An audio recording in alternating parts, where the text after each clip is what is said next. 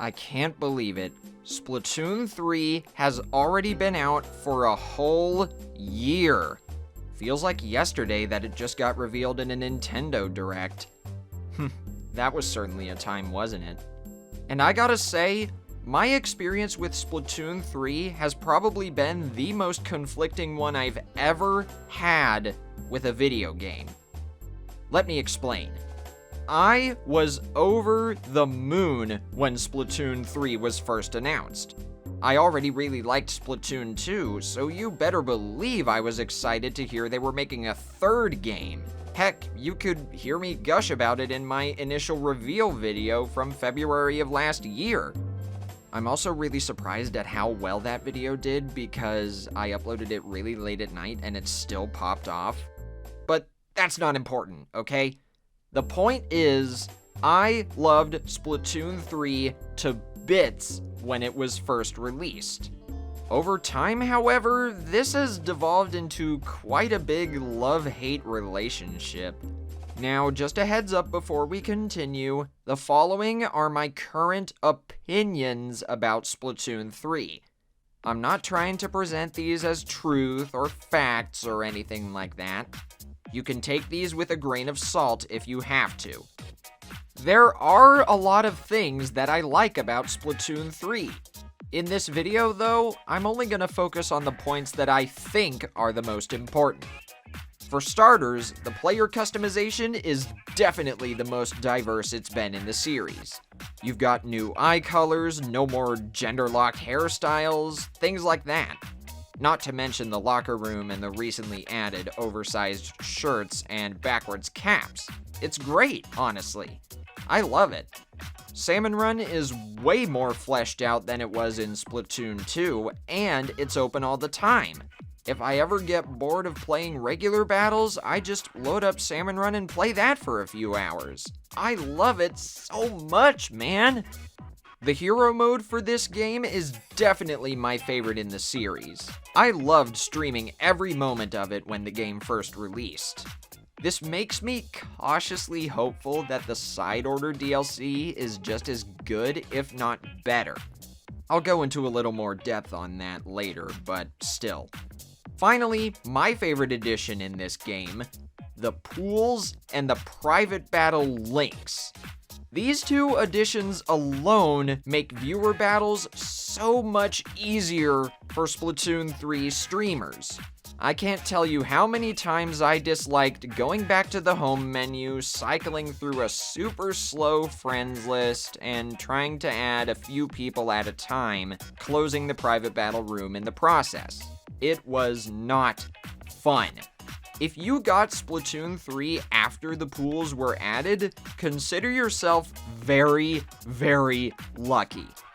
But to be honest, I haven't had the chance to try that private battle link feature that the Switch Online app has. I really wish I could, I just can't figure out a way to implement that into my stream schedule right now. It does seem like fun though. Going over to the flip side, there are just as many pressing negatives about Splatoon 3. And once again, I'm only going to go over the points that I think are the most important. The update cycle for Splatoon 3 seems to be slower than normal. I could be wrong, I never really kept up with the update cycle of Splatoon 2 as much as I did with this game. I mean, think about it, we're only getting major updates every 3 months. That does make me wonder though, are the devs sinking more time into the Side Order DLC?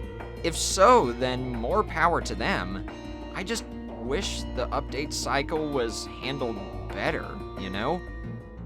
Trying to get ability chunks and Salmon Run fish scales seems way too grind heavy in Splatoon 3, especially the latter. Whenever you defeat one of the newly added King Salmonids in Splatoon 3 Salmon Run, you get a random amount of fish scales. These are used to buy new bonus items that have various Salmon Run themes.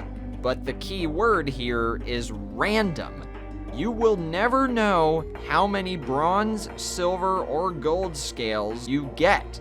And if you're just a few gold scales off of whatever reward you're trying to get, too bad, you gotta go back in and fight another King Salmonid. I don't like that at all. Let's move on before I go off on another tangent. The lack of variety in the map designs in Splatoon 3 is another sore point for me. I've seen this argument made before, but it bears repeating.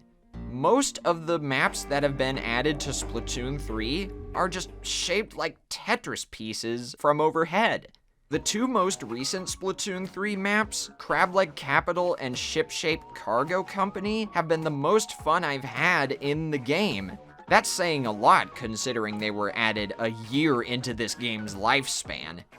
I could also go on about the bad online service, the strict challenge mode, and the Splatfest toxicity, but what else is there to say that hasn't been said before? Those three topics alone have been beaten to death so much already, I'm basically beating nothing at this point. So, there you have it. Those, right now anyway, are my current opinions on Splatoon 3. Does all of that mean Splatoon 3 is a bad game? No, far from it. I still think Splatoon 3 is a good game. It's just a little rough around the edges, you know what I mean? Even though I did say the update cycle for this game appears to be slow, some of these past few major updates have been really good. I'm cautiously optimistic Splatoon 3 is headed in the right direction. I can see a finished game. Anyway, that should be about it for this video. I appreciate your listening to my ramblings. I just wanted to get this off my chest for the first anniversary of the game. Thank you guys so much for watching this video, and until next time, this is Tentacles signing out. Take care, everybody.